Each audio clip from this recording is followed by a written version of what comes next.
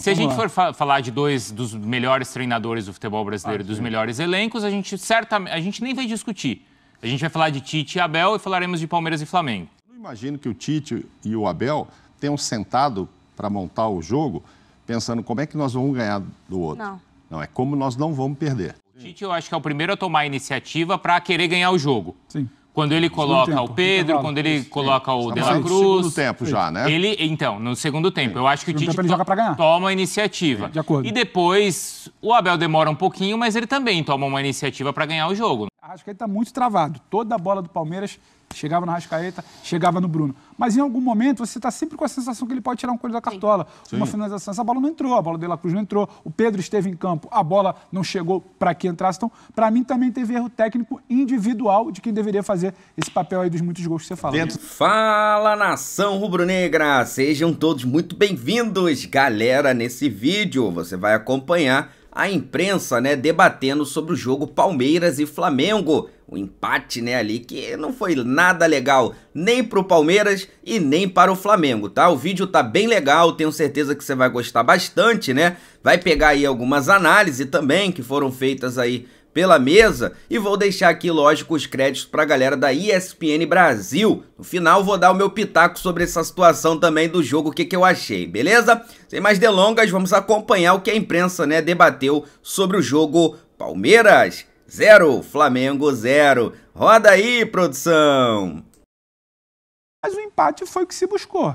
Quando você entra em campo buscando não deixar o time jogar e tá a sua feição ali, e o Flamengo, quando opta por descansar, vai ter que ouvir o Tite, eu não acho que tem problema. Se o calendário está pedindo isso, eu acho que o debate talvez tivesse que ser anterior. Por que você não programou para ter talvez os dois principais jogadores ao lado do Arrascaeta? Ele programou para ter o Arrascaeta nesse jogo, né? Mas eu não sei se você poderia ter programado, por exemplo, ter o De La Cruz e o Pedro, mas aí é uma concepção do Tite. Sim. E ele esticou a corda nos outros jogos. Estreia de Brasileiro, que era muito importante. Segundo jogo contra o Nova Iguaçu, porque era para levantar a taça. Jogo contra o São Paulo, porque era muito importante. Ele foi esticando e tem um jogo de altitude. O próprio número de jogos do Campeonato Carioca em que ele utilizou o time principal. Talvez não precisasse tanto. O Carlinhos não está inscrito. Os jogos mais normais que não fossem clássicos, né?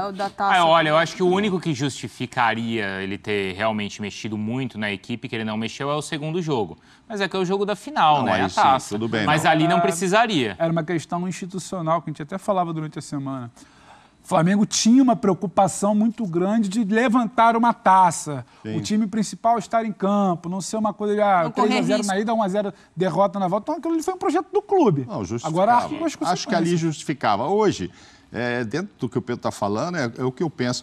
Eu não imagino que o Tite e o Abel tenham sentado para montar o jogo pensando como é que nós vamos ganhar do outro. Não, é como nós não vamos perder. Ou seja, quais são as armas do adversário? Essas. Isso que o Pedro está falando, eu acho que é o que aconteceu.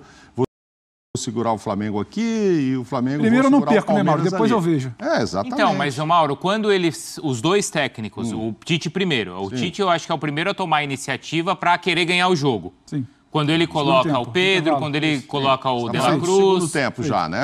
Então, no segundo tempo. Eu acho que o Tite joga toma a iniciativa. De acordo. E depois, o Abel demora um pouquinho, mas ele também toma uma iniciativa para ganhar o jogo, não toma? Ele reage ao que ele perdeu de campo. Exato. Mas eu acho que é mais aí não mostra que os dois queriam ganhar? Não, mas aí é mais... O do Abel eu vi mais como uma reação aos movimentos de peça do Tite, pensando no Tite ali colocando... Não, peraí, vou colocar meus principais jogadores aqui que não jogaram porque eu preciso do resultado, quero o resultado, não preciso, mas quero o resultado, e o Abel reagindo a isso. E para mim o Abel mexeu mal. O Gustavo Gomes fez uma partida horrorosa. Perdeu todas as divididas com o Bruno Henrique. Não vem bem. Não vem bem. E aí, ao invés dele deixar o Mike, que estava jogando bem e sendo a cara aguda ali pelo corredor pelo lado direito, tinha acertado uns 2 cruzamentos, ele saca o Mike e entra com o Marcos Rocha para frear a movimentação do Bruno Henrique. Era só isso que dava para fazer? Acho que dava para pensar numa outra situação.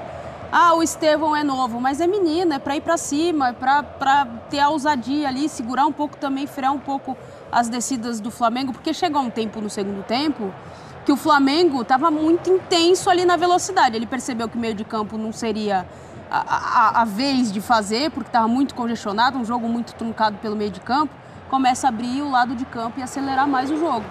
Aí a reação do Abel, acho que demorou e não foi talvez a melhor opção. Eu acho que o Tite no segundo tempo percebeu que dava para ganhar. Ele começou primeiro, vou tentar não perder. Aí, diante do que aconteceu no primeiro tempo, aí ele mexe para falar, acho que dá para ganhar aqui dentro, vou para cima. Vou colocar o que eu tenho de melhor aqui, que eu poupei, já poupei um bom tempo. Um foi o tempo todo, que foi o Pedro, né? O outro foi um pouco menos, né? O De La Cruz já entra com um pouco... Inclusive, essa falta aí era uma grande expectativa. Essa falta me chama a atenção no seguinte detalhe. Você vê que 3 jogadores do Flamengo ficaram ali, esperando para bater. Arrascaeta, De La Cruz e o Léo Pereira. E normalmente era uma falta que, em tempos normais, bateria o Arrascaeta. É o cara que, né? Mas agora, depois do golaço que fez o De La Cruz, com a chegada dele no time, do jeito que ele tem jogado, o próprio Arrascaeta entende que, de repente, vão deixar isso pro De La Cruz. Ele entrou aos 31, Mauro, o De La Cruz, no segundo tempo. Então, pois é. Então, ele jogou pouco tempo. Jogou menos do que o Pedro. Bem menos do que o Pedro, que entra no intervalo. Botar o Gabriel Menino ali, vai mudar o quê no Palmeiras? Não. Ele só começa a mudar depois com o Estevão e Lázaro. Antes ele coloca o Rony, certo? No lugar do Flaco? Isso, no intervalo. Tá, agora eu quero fazer uma provocação a vocês. Você não é disso? Você não é provocante. Mas hoje eu tô provocativo. Hoje eu tô provocador. Hoje. Não, porque eu tô pensando o seguinte aqui. Se a gente for falar de 2 dos melhores treinadores do futebol brasileiro, dos melhores elencos, a gente nem vai discutir. A gente vai falar de Tite e Abel e falaremos de Palmeiras e Flamengo. Sim. Se a gente levar isso para o universo europeu, a gente vai falar de Guardiola e Ancelotti, ou a gente vai falar de Guardiola e Klopp. E, recentemente, a gente viu esses confrontos e foram todos confrontos mágicos, com gols e muitos gols. E se quiser descer um pouquinho a prateleira e falar de Bayern e Arsenal, é a mesma coisa. Ou de West Ham e Leverkusen, é a mesma coisa. O melhor que a gente tem é isso que a gente viu hoje? Você acha o Ancelotti primeira prateleira? Acho. Como o Real Madrid jogou no mata-mata? Mas, tudo bem, mas foram quantos gols? Então, mas hoje, por exemplo, se o Bruno... Eu acho que o Bruno tentou jogo. Tudo é estratégia. O Bruno Henrique, por exemplo, para mim, tentou jogo. Sim. Foi quem mais tentou jogo, fica na prateleira de destaque de um jogo, para mim, que foi muito abaixo. Mas foi um cara que finalizou mal. Decidiu mal. Escolheu errado algumas bolas. Então, assim, tivesse entrado uma bola do Bruno, ou tivesse entrado uma finalização do Endrick, por exemplo, eu acho que teve muito hoje de individualidade também. Decisão do Abel de travar jogo do Flamengo, decisão do Tite de poupar o Pedro no primeiro tempo, buscar o placar no segundo e não ter conseguido, e erro de finalização também. Porque eu acho que se uma bola aqui entra, você ia provocar um outro movimento de outro time. Aí podia ser o 4-3 da Supercopa. Não sei se ia ser o 4-3, mas ia ficar uma coisa mais franca do que foi aquele primeiro tempo. Então, para mim, teve também problema de finalização. Então, tem uma bola questão do Endrick, frente pro gol, se eu não me engano, que ele chuta...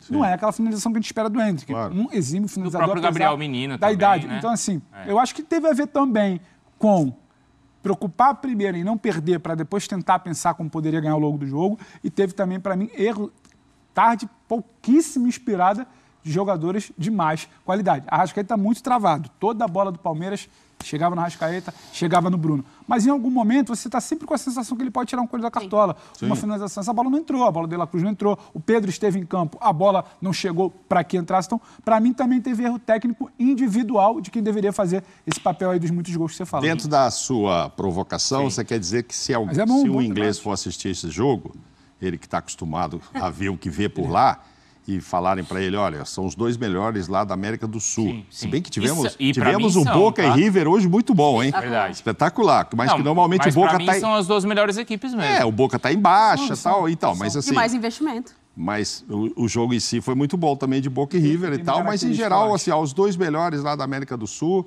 fizeram esse jogo aí. Você quer dizer que eles não vão gostar, né? Perto do que eles estão acostumados a ver. Eu acho que não vão, não. Não, acho que não vão, mas a gente não tem dúvida que continuam sendo os 2 melhores e os 2 favoritos aos títulos da temporada. E vão oferecer bons jogos ainda esse ano. Acho que uma característica, Bruno, se você me permite, não sei se os colegas concordam também, a gente viu, principalmente meio de semana na Champions, muito jogo franco, jogo aberto, de mata-mata. Hoje, o Flamengo dorme tranquilo, apesar de não ser uma atuação, sabe, uma senhora atuação. Mas às vezes o mata-mata é o que deixa o jogo mais tenso. Não, depende do primeiro jogo. Segundo jogo de mata-mata, você vê muita coisa aberta. Então, eu acho que também tem uma característica. O Flamengo hoje pontuou e tem a mesma pontuação do primeiro colocado. Vai ficar ali talvez em segundo por saldo, entendeu? Então, tem isso, empatou com o Palmeiras fora de casa. Pouca gente, talvez, Flamengo não é claro ruim. que intervenceu, mas o Palmeiras perder ponto dentro do Allianz, principalmente, não é algo comum. Então, assim, acho que isso também ajuda. Mas o fato é que o Palmeiras fez 2 jogos seguidos em casa contra 2 adversários diretos e fez 1 ponto. A gente está falando da questão do... O Pedro chamou a atenção da questão da eficiência. E aí, só uma coisa, desculpa, Natália. O Veiga... Depois a gente fala do Veiga, vai. Não, o Veiga também chama atenção o quanto ele anda sumido, Ele né? tá cansado, hein? Comentávamos, inclusive, lá na redação, enquanto assistíamos o jogo, o quanto não se ouviu o nome dele durante a transmissão. Muito pouco participativo, muito apagado. Passa também por aquilo de postura defensiva, mas passa também do jogador que tem o tamanho que ele tem dentro do funcionamento do que é o Palmeiras, aparecer mais para o jogo.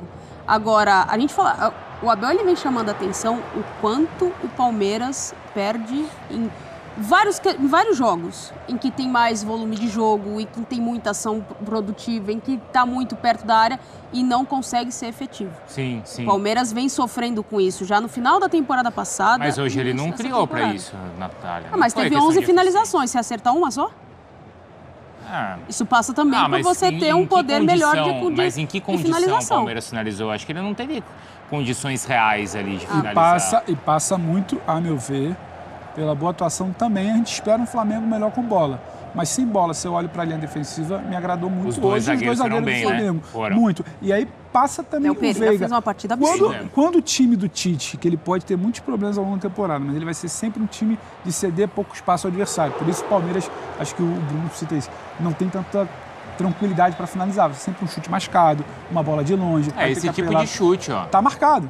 Tem dois ali. Então o que acontece para mim isso explica um pouco, a gente conversava ali na redação durante o primeiro tempo, a sensação de que o Veiga está mais uma vez apagado.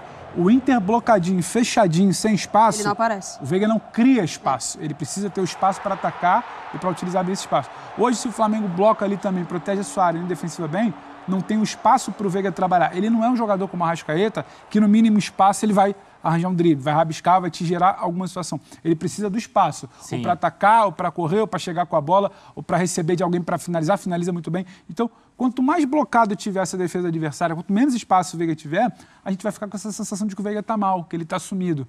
Porque não é exatamente um cara de articulação, é muito de finalização, de chegada. Você não pode deixar ele com espaço. Ele com espaço vai arranjar um chute.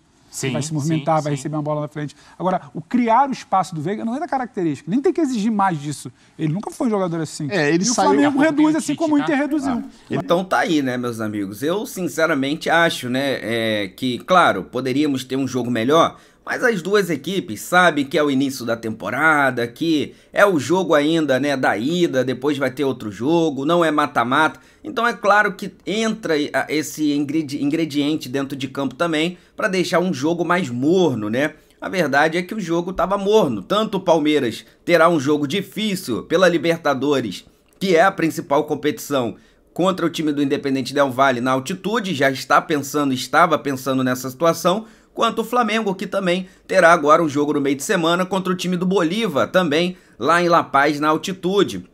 E isso também acaba atrapalhando um pouco ali, né, do desempenho dos times, porque os treinadores ficam pensando em estratégias também para não desgastar os seus atletas completamente para esses jogos, tá? A verdade é essa, né? E também, cara, eu acho que houve muita marcação, né? Uma marcação acirrada ali, tanto, né, por parte do Flamengo no Rafael Veiga, né, nos jogadores de meio campo de criação do Palmeiras, quanto também por parte do Palmeiras no Arrascaeta, né, no próprio Bruno Henrique, muito preso também na marcação, mas para mim fez uma boa partida. Então, isso tudo nessa marcação excessiva, o árbitro picotando o jogo, dando muitas faltas, isso aí acabou também atrapalhando demais o andar da partida, né? Mas, no final das contas, o 0 a 0 não foi bom para nenhum dos dois times, nem para o Palmeiras, que já vinha de uma derrota, né, e precisava responder ao seu torcedor, 2 jogos em casa e 2 jogos sem vencer, e também para o Flamengo, né, que segue brigando ali para fazer gordura agora nesses primeiros jogos, já que vai ter uma pausa, né, vai ter ali a data, né, o período de Copa América, e vai perder metade do seu elenco e vai precisar de ter gordura para se manter ali no topo da tabela. Beleza, meus amigos? Então é isso, vou pedir a você que não é inscrito no canal, se inscreva no canal, ativa a notificação no sino e, claro, deixa aí o seu like. Vou deixar os créditos aí pra galera da ESPN Brasil, link na descrição desse vídeo. Isso aqui, ó, isso aqui é a nossa paixão, isso aqui é nosso amor. Fui, nação!